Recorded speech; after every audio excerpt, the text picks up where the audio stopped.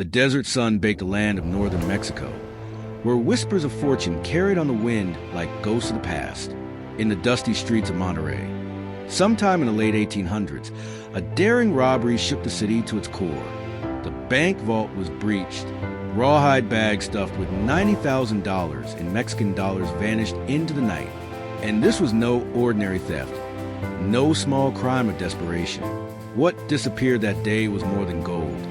It was the very wealth of towns and faith itself. From Monterey, the thieves moved like shadows, striking again in Matamoros.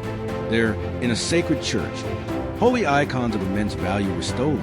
A Virgin Mary sculpted entirely of gold, a figure of Christ gleaming in the dim light of candles, stripped away from worshippers, bags of silver and gold, a cigar box overflowing with uncut diamonds, the kind of haul that could buy kingdoms. But treasure of this magnitude does not simply vanish without leaving a trail.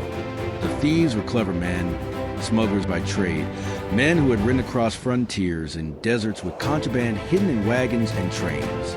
They loaded their prize into a train that would head north, crossing rough country and slipping into the untamed wilderness between Mexico and the United States. Yet somewhere in the dust and canyon shadows, greed awaited. For as surely as fortune brings opportunity, it also brings betrayal. In southeastern Arizona, where the land turns harsh, dry, and unforgiving, a gang of bandits descended upon the smugglers. Guns flashed, horses screamed, men fell into the dust. The train was robbed, the treasure seized, and the new owners, outlaws themselves, rode hard into Skeleton Canyon, that deadly corridor where men had vanished for centuries. And from Skeleton Canyon, they pressed on to a place they called Davis Mountain, a place so mysterious it appears on no map, a bald granite dome rising from the plains, its smooth summit gleaming under the desert sun, a landmark visible for miles, yet hidden in plain sight. There, the treasure vanished. No one knows why those bandits never returned. Disease? Death? Betrayal? Perhaps they fought among themselves, their greed consuming them before they could claim the riches they buried. But one man, one outlaw, lived long enough to whisper the tale on his deathbed. His words, shaky yet urgent, were recorded and retold like scripture of fortune. He spoke of the path west across the plains, of Davis Mountain looming on the horizon. He described it as bald, rounded, granite, impossible to mistake. He swore that from that dome, one must travel west, a mile to a mile and a half, until a canyon opens its arms.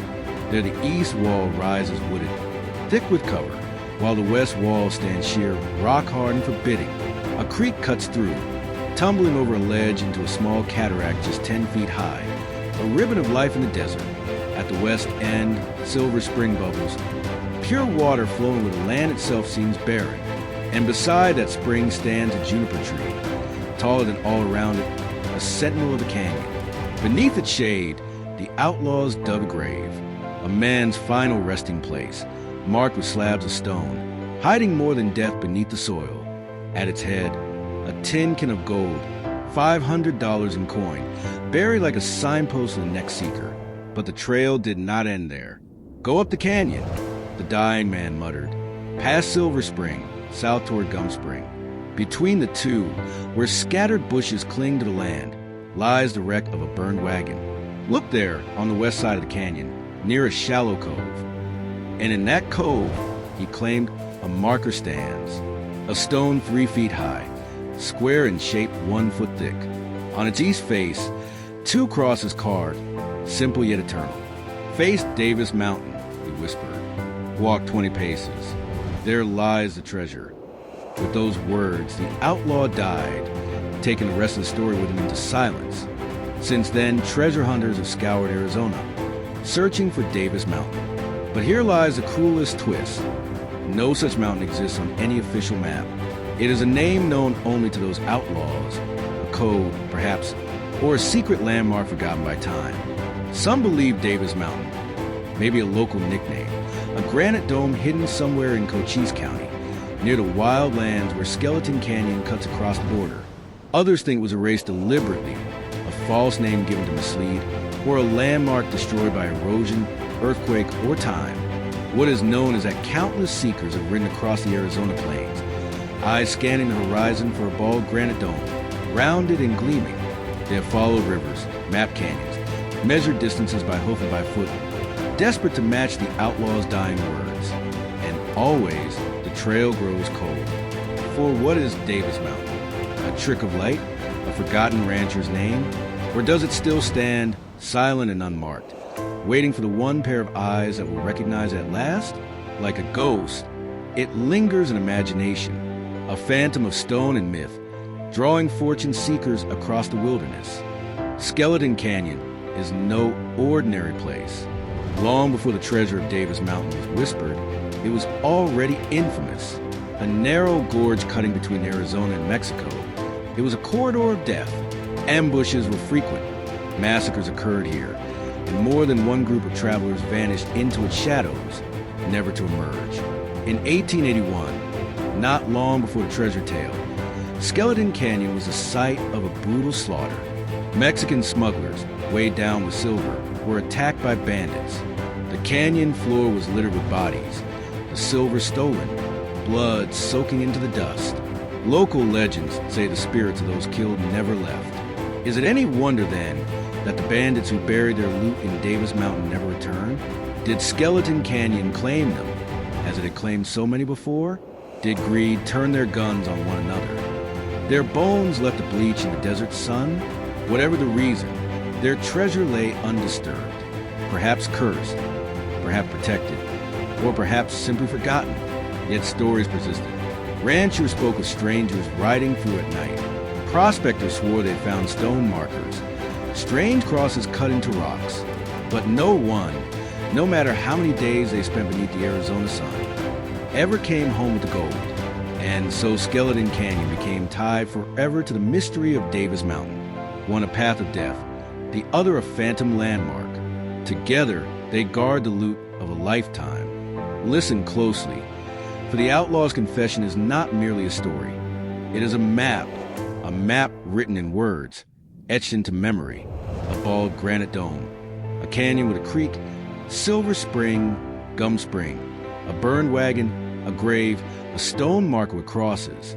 Each detail is a signpost. Each signpost a piece of a puzzle. Treasure hunters have traced it step by step. First, they search for the dome, a mountain of smooth granite, rising like a giant skull above the desert. Then, westward for a mile to find a canyon. Many have claimed to find canyons that fit, yet none perfectly.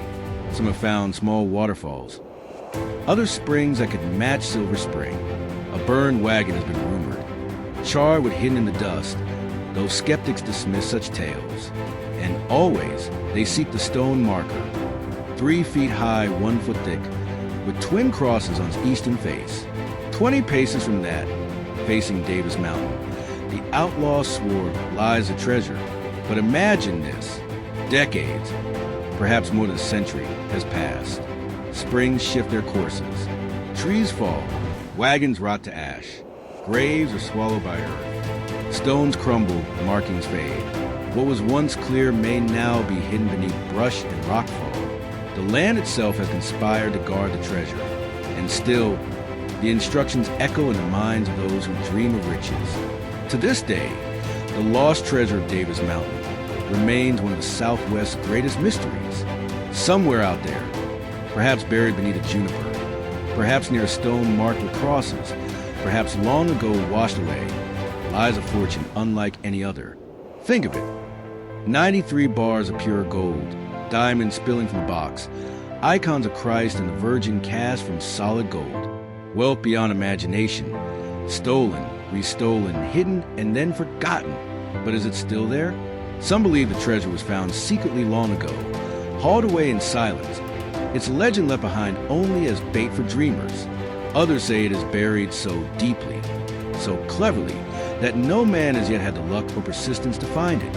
And others whisper a curse, that those who seek the Davis Mountain treasure will meet the same fate as the bandits who buried it. That the land itself, Skeleton Canyon, Silver Spring, the desert sun, will claim those greedy enough to try. Yet the hunt never ends. Even today, men and women comb the plains, their eyes fixed on the horizon, their hearts beating faster whenever they see a rounded granite dome in the distance. They follow the outlaw's words like gospel, searching for grave, the wagon, the stone with two crosses.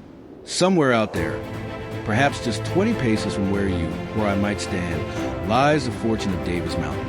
And until it is found, it will remain a story of greed, of mystery, of ghosts and gold in the desert, the story of a treasure lost and a legend that refuses to die.